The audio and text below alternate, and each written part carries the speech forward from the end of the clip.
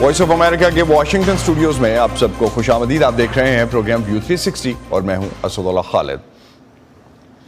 پاکستان میں real estate کا شعبہ عموماً خبروں میں رہتا ہے. معاشی ماہرین کا ماننا ہے کہ چونکہ ملک کی اشرافیہ کا مفاد اس شعبے سے زیادہ جڑا ہے، اسی لیے یہ شعبہ ترقی بھی کر رہا ہے، اور ایسے ممالک میں جہاں اشرافیہ کے مفادات کسی خاص شعبے سے منسلک ہوتے ہیں انہیں زیادہ مراد بھی حاصل ہوتی ہیں. اس ضمن میں بنگلہ دیش کی مثال بھی دی جاتی ہے.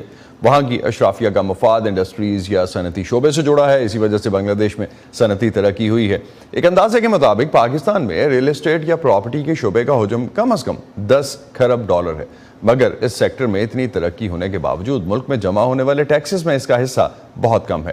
حکومت پاکستان کے 2022 کے معاشی جائزے کے مطابق ملک میں صرف تعمیراتی شعبہ ملکی معیشت کے حجم کا تقریباً 2.5% ہے. ریل اسٹیٹ سیکٹر کا ایک اور اہم ایشو اس شعبے کا بڑی حد تک غیر دستاویزی ہونا ہے، جس کی وجہ سے حکومت اس شعبے سے منسلک افراد سے لاگو ٹیکس بھی جمع نہیں کر پاتی. اب گزشتہ ہفتے پاکستان کے IMF کے ساتھ ہونے والے مذاکرات میں بھی پاکستان کے ریل اسٹیٹ سیکٹر کو ٹیکس نیٹ میں لانے کے بارے میں بات ہوئی.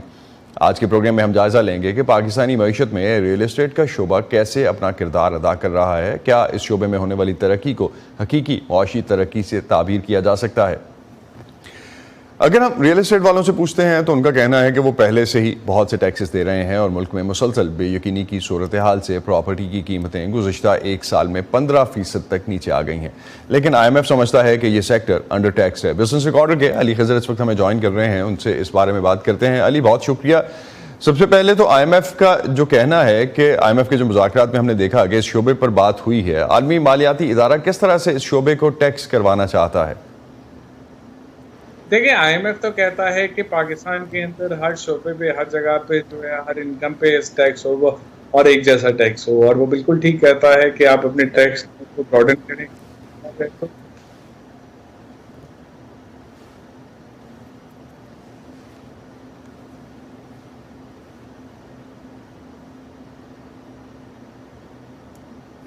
لینڈ کے اوپر ٹیکس ہے.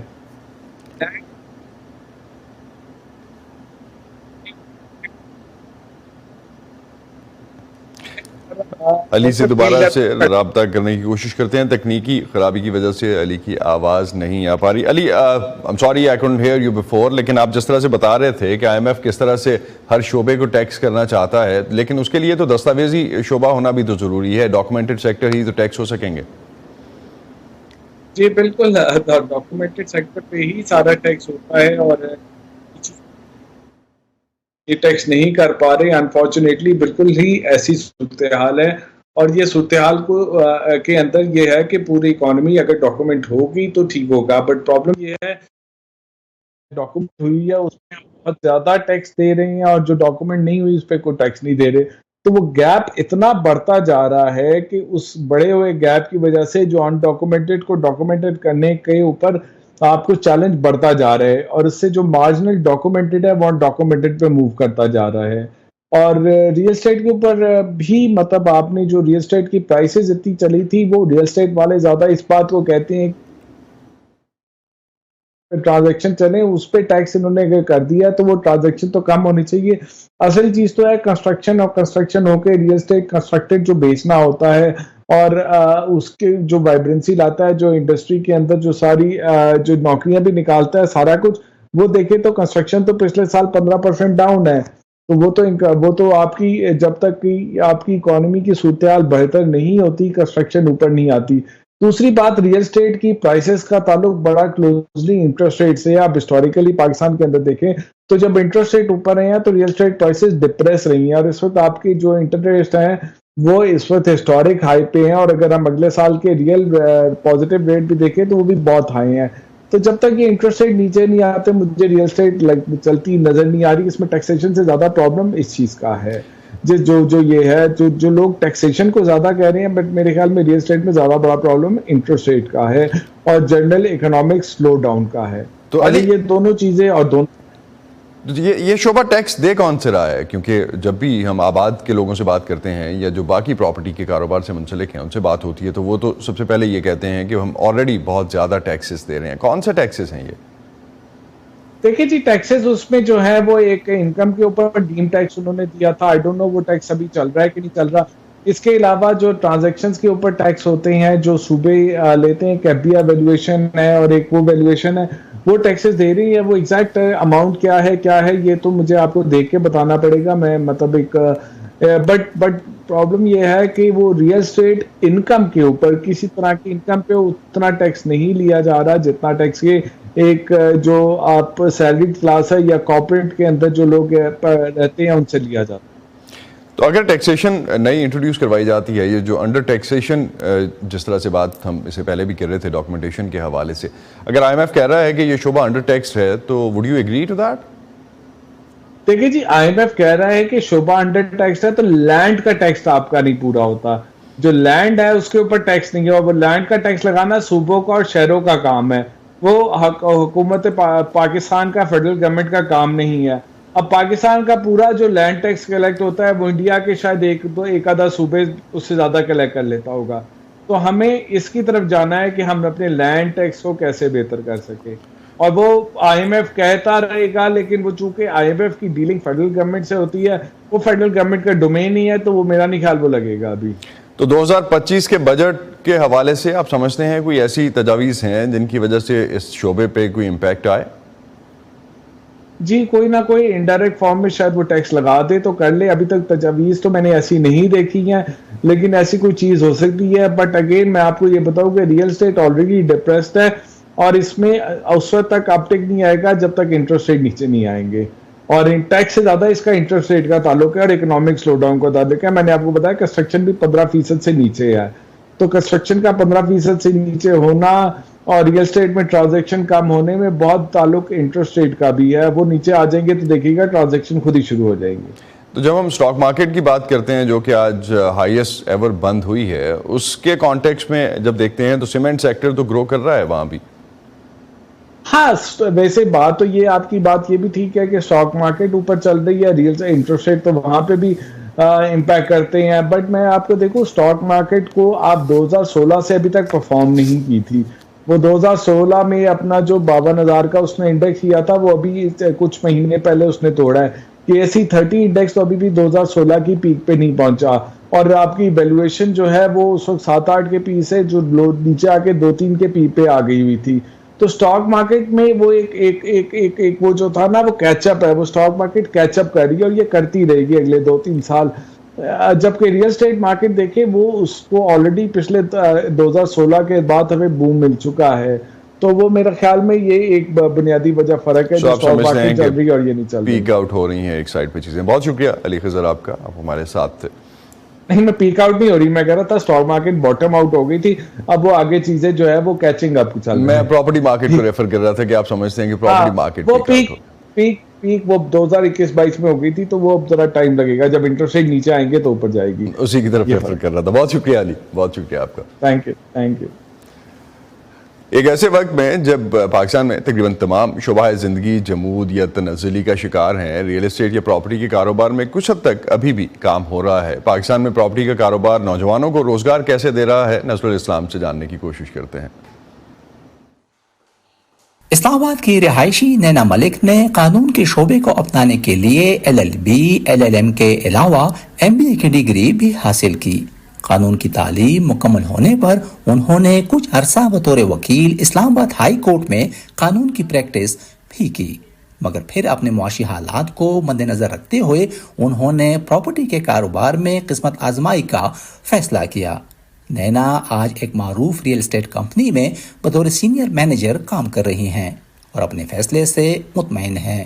I have earned my own car جس میں میں نے اپنے ہی پروجیکٹ میں انویسٹ کر کے اپارٹمنٹ لیا اپنے لیے. اوور آل فیملی سپورٹ بھی کر رہے ہیں. سو بہتری آئی ہے ریئل اسٹیٹ سیکٹر کی وجہ سے، because I get to know کہ ہاں ہم لوگ خود بھی اپنی we can own our own apartment.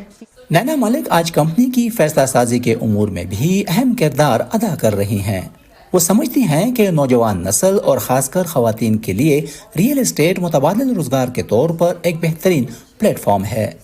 Pakistan میں I think this is a social issue کہ فیمیلس کو دیکھا نہیں جاتا کہ وہ ریئل اسٹیٹ میں کوئی اچھا کام کر سکتی ہیں یا بڑی ڈیل کو لاک کر سکتی ہیں. بٹ آئی بلیو فیمیلز اگر بہت اچھا کام کرتی ہیں اور اس طرح پیشنیٹ ہو کے کریں تو دس از اے فیلڈ فار فیمیلز. اس کاروبار سے منسلک افراد عموماً اس شعبے کی تعریف کچھ یوں کرتے ہیں کہ کوئی بھی چیز جیسے گھر، زرعی زمین، فیکٹری یا ویئر ہاؤس جس پر معیشت کا دار و مدار ہے وہ ریئل اسٹیٹ کہلاتی ہے.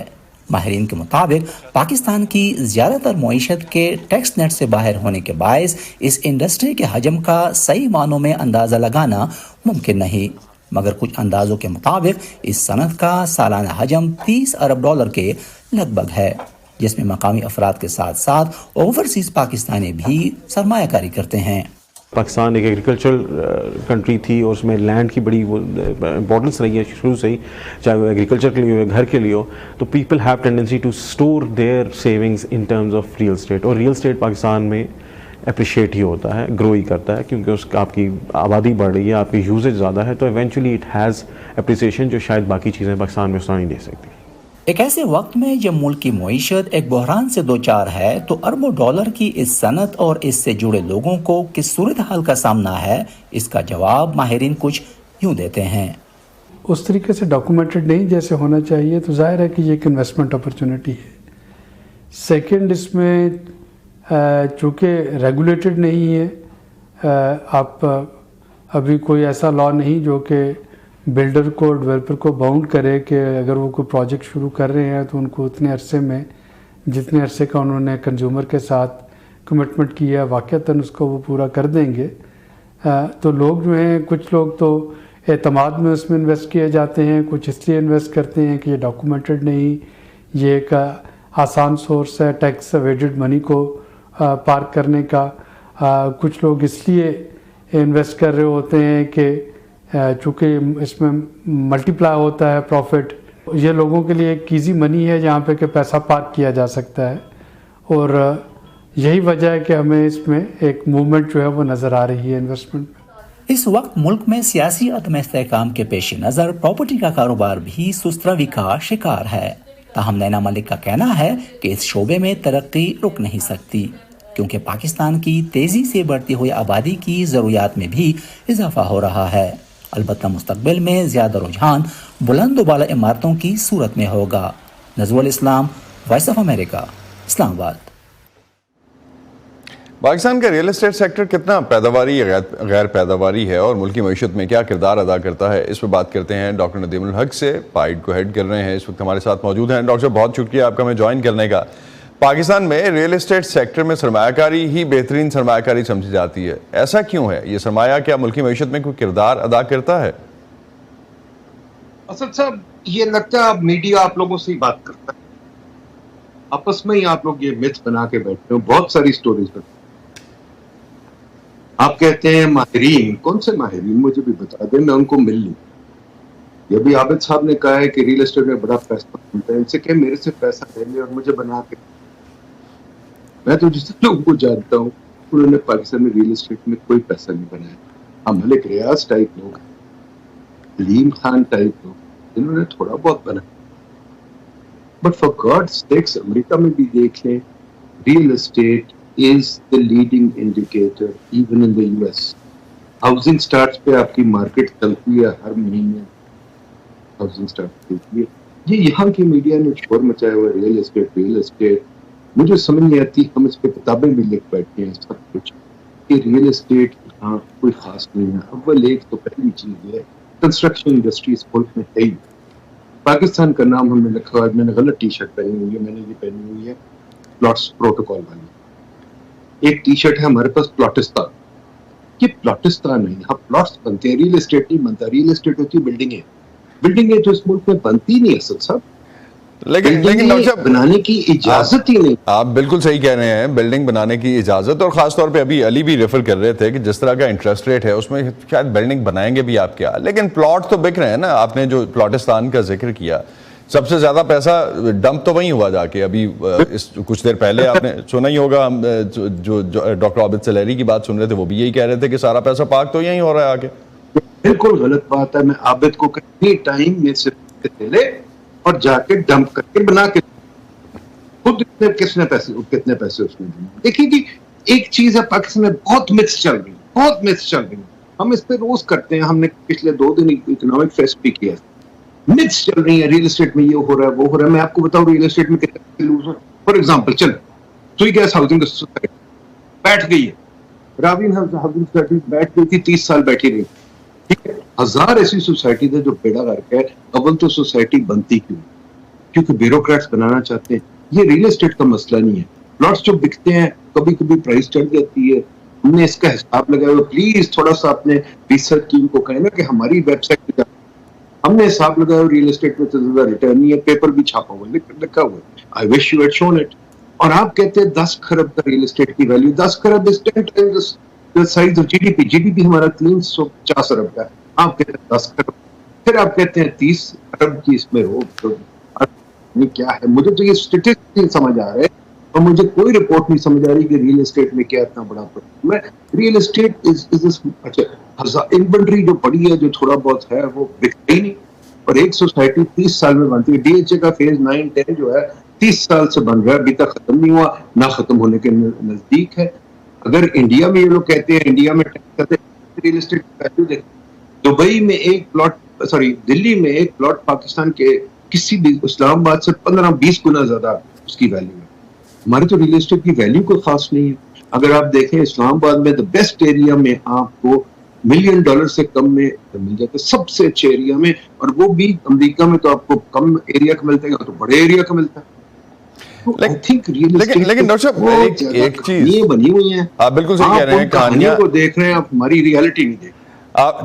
اگر جس طرح سے آپ نے ریفر کیا کہ جو جس طرح سے پیسہ پاک ہو رہا ہے, آپ نے کہا کہ نہیں ہو رہا, یہ ایک الگ ڈیبیٹ ہو سکتی ہے, لیکن اس کے باوجود کچھ اسٹیٹسٹکس ایسے ہیں جو کہ اسٹیٹ بینک جاری کرتا ہے, ان کو اگر ہم لے لیتے ہیں لوپ میں, تو نان اسکلڈ لیبر وہ کہتے ہیں کہ 75% جو ہے وہ لنکڈ ہے اسی کنسٹرکشن کے شعبے سے, جو دہاڑی دار مزدور ہے.